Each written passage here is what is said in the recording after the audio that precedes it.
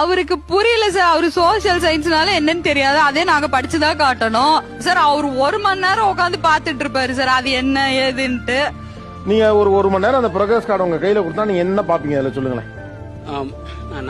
உண்மையை சொன்னேன் சார். நான் எதுவுமே 10th மேல மார்க் எடுக்க மாட்டேன் சார். 9, 8 எல்லாத்துலயும் இருக்கு. என் மகன் வந்து 9th 18 75 இப்படி எடுக்க பிறகு நம்மளுக்கு அந்த பார்க்க பிறகு ரொம்ப சந்தோஷமா இருக்கு சார்.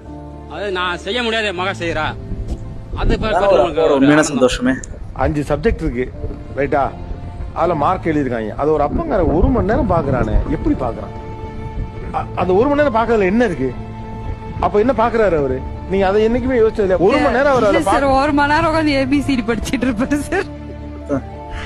என்ன சொல்றதுன்னே தெரியல. இவங்க எடுத்துருவாங்க. நிகழ்ச்சி முடியும் போது தான் நான் பரிசு அவங்களுக்கு கொடுப்பேன். கொண்டாங்க. நான் பார்த்த சிறந்த தந்தைகளில் ஒருவர் இவர். நல்லவையா. இந்த வீடியோல பண்ண சம்பவம் சூப்பர் சொல்றவங்க மறக்காம கமெண்ட்ல சொன்ன மாதிரி ஃபாலோ பண்ணீங்க. அப்படியே ஃப்ரெண்ட் ஷேர் பண்ணி விட்டுங்க.